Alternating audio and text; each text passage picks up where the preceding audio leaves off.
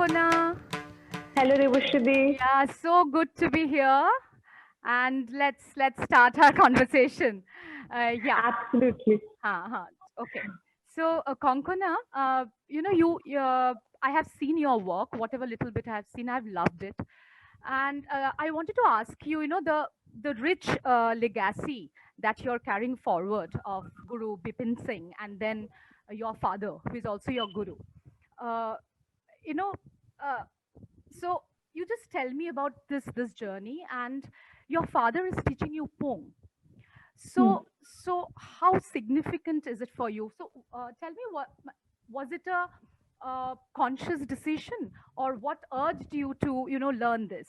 uh, and later on you can also uh, tell me about about how you respond, once you get that Pung, once you get that Pung to hold it, once you hold the Pung. So what happens to your body? Is there a transformation happens? uh, what happens? I mean, are you empowered? Are you energized? So if you can put light on that part also. Okay. Okay. Um, Firstly, the first part of your question, where yes, I am trying to carry on the legacy. এবার কতটা করতে পারছি সেটা তো জানি না, but I'm trying my best. So yes, Guruji had taught my father Pung Cholo, and and I am the single daughter at my home. So my father saw saw in me something which he might have seen in himself too. That's why he wanted to teach me this, and also so that this art form doesn't just finish till him, so that this art form carries on with me. So this is why when I was just 5 years old, he had taught me to play the Pung. Initially it was just sitting and playing the Pung. Later on, when I was in class 1 or 2 or 3 maybe, he started teaching me how to play it and dance with it. তো ওর সঙ্গে আমাদের ওই পুংটার সঙ্গেও আস্তে আস্তে একটা বন্ধুত্ব হচ্ছিল তো, মানে হ্যাঁ প্রথমে হ্যাঁ তো ওটা absolutely. ওটা মানে অ্যাজ ইফ একটা তোমার ওপর একটা চাপানো হলো, ওরে বাবারে এটা কি। হ্যাঁ, হ্যাঁ, তারপরে I think over the days and weeks and months, you just get to know, and you get to personify maybe, হ্যাঁ, এবং আস্তে আস্তে ওর Yes. সঙ্গে বন্ধুত্ব করে করে সো এখন, so where do you arrive now? I আচ্ছা, চাপানোটা ঠিক বলবো না, কারণ ছোটবেলা থেকে আমি পুঙের আওয়াজ শুনে শুনে তো বড় হয়েছি, তাই ওটা খুব একটা এলিয়েন ব্যাপার কিছু ছিল না। The আচ্ছা। only problem was that I was too small for the pung. The pung was heavier, and it was a little difficult for me to handle the movement of the pung.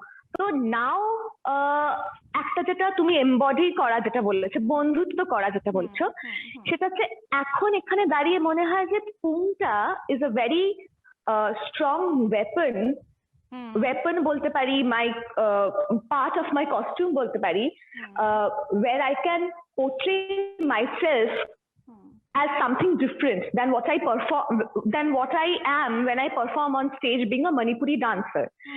But when I'm dancing with the Pung, I'm not only a dancer, I'm also a Pung player. So that gives me a certain kind of confidence, and also a little bit of that slight feeling of empowerment, which I feel my father has been successful in building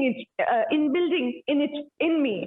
তো এইটা একটা বলবো। আর আরেকটা যেটা একটা ছোট্ট জিনিস দিয়ে শেষ করবো, সেটা হচ্ছে when I am performing on stage with it, I'm not thinking about any gender. মানে আমি একটা মেয়ে হয়ে আমি হচ্ছে পুং নিয়ে নাচ করছি, এটা হয়তো লোকের কাছে খুব অবভিয়াসলি একটা খুব বড় ব্যাপার হবে, বাট আমি যখন পারফর্ম করি on stage, I don't think about it as a woman. I think about it as a performer, because I have seen my father doing it, and I try to imitate him at certain times. But then also I know my body type. And I also know that something might suit him and might not suit me.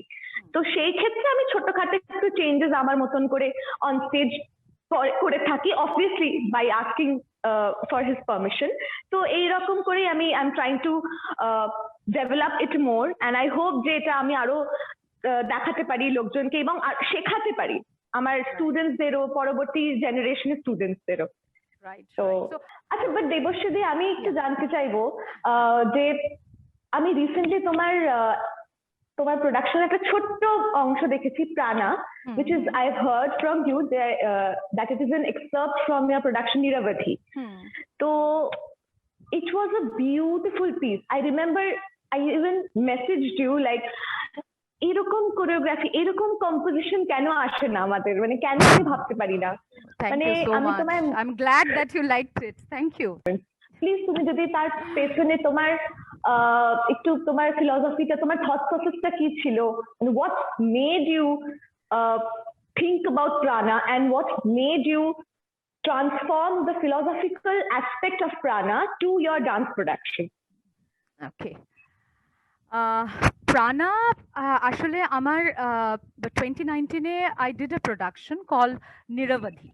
So Prana was a part of Niravadhi, and a very, very important part, because I ended Niravadhi with Prana.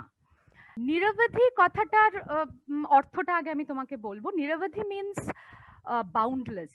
Niravadhi means limitless. কিন্তু what is it that is boundless? What is it that is limitless?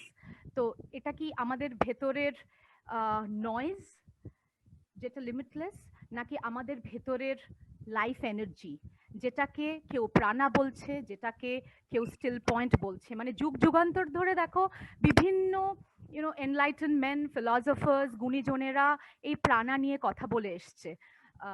So এই প্রাণাটা কি? তো আমরা কি এই প্রাণাটা সম্বন্ধে কিছু জানি? আর উই অ্যাওয়্যার অফ ইট? হ্যাঁ, কিন্তু অ্যাওয়্যার কি করে অ্যাওয়্যার হব? আমাদের ভেতরে তো এত noise. So basically it was about asking a lot of questions. So what is this noise? What are its effects? I was like, every day you wake up to very, very disturbing news charidike. This pettiness, a shallowness of this world. তুমি child abuse দেখছো, তুমি rape দেখছো, there is intolerance, there is violence. Then what do? You are sitting back and you are watching, acha erokom hocche, but then it's quite a বড় কথা না, what is our share of responsibility as an artist?